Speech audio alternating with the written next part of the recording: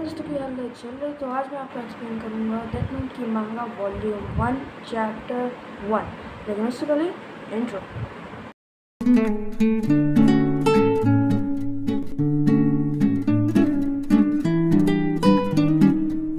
Start guys. तो इस कहानी की शुरुआत होती है हमारे शिनिगामी वर्ल्ड से, जहाँ पे हमारा ड्यू बैठा होता है और बाकी शिनिगामी इसको देख रहा होता है या फिर कुछ सोच रहा होता है। और यहीं पे बाकी शिनिगामी कुछ गेम्स खेल रहे होते हैं।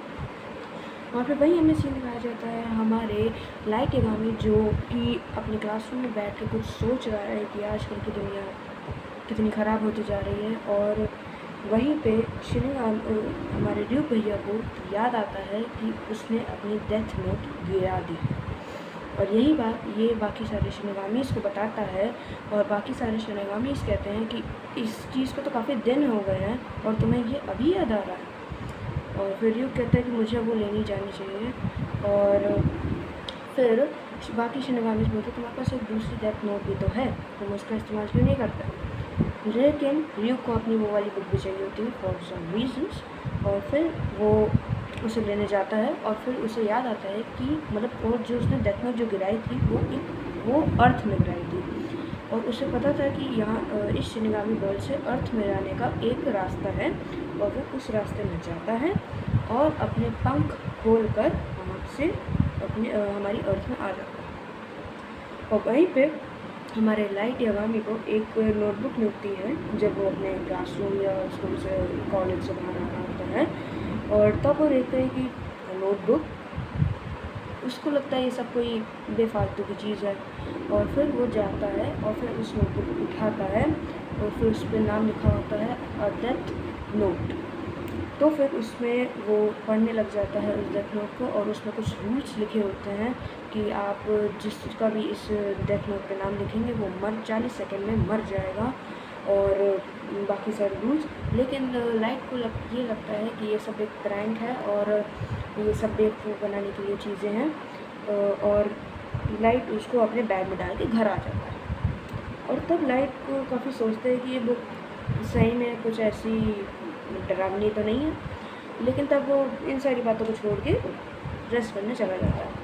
और तब वो सोचता है कि एक बार नाम लिख के ट्राई ही कर लेते हैं। फिर अगले दिन वो जब स्कूल में जाता है जब वो स्कूल में जाता है तो उसे वहाँ एक लड़का मिलता है जिसको काफ़ी लोग बुली करते हैं। तो उसने सोचा कि मैं इसका नाम लिखूँगा, ज़रूर लिखूँगा अपनी डेथ नोट पे। और फिर ऐसे ही करते करते 5 दिन बीत जाते हैं। और फिर जब वो अपने घर आता है तो उसकी मम्मी, जो उसकी माँ है, वो उससे उसके टेस्ट पेपर्स के बारे में पूछती है। और as always he is a topper और उसने टॉप किया था एग्ज़ाम में। तो वो हमेशा की तरह अपने कमरे में चला जाता है और उसके बाद वो डेथ नोट को उठाता है और टीवी ऑन करता है, न्यूज़ चैनल, जिससे उसे पता चलता है कि कौन कौन से क्रिमिनल्स घूम रहे हैं और उस पर वो अपना नाम लिख दे डेथ नोट पे और उससे वो 40 सेकंड में मर जाए। तो वो ऐसे करते करते बहुत लोगों को मार रहा था, उसने बहुत सारे लोगों का नाम भी लिख दिया था। और तभी पीछे से आवाज़ आती है कि looks like you are enjoying it. हाँ, ये ड्यूक की आवाज़ थी। वो जस्ट उसके पीछे आके खड़ा हो गया और इससे हमारा लाइट यागामी काफ़ी ज़्यादा डर गया, जहाँ तक वो अपनी चेयर से गिर चुका था। और तब वो उसको उसकी ड्यूक की डेथ नोट दिखाता है जिसमें उसने 5 दिनों में बहुत सारे नाम लिख दिए थे। और वो कहता है कि हाँ, मुझे तुम्हारा ही इंतज़ार था, मैं तुम्हें ये दिखाना चाहता हूँ। और फिर वो उसे 72 नाम दिखाता है जो उसने उसके डेथ नोट पे लिखे थे, जो कि मरने वाले हैं। उसके बाद ड्यूक सोचता है कि चलो दैट इज़ अमेजिंग, अब इस अर्थ में मुझे मज़ा आने वाला है। क्योंकि आज तक किसी ने हिम्मत नहीं करी इतने नाम लिखने की एक डेथ नोट पे, क्योंकि ये डेथ नोट पहले भी गिराई जा चुकी थी गलती से।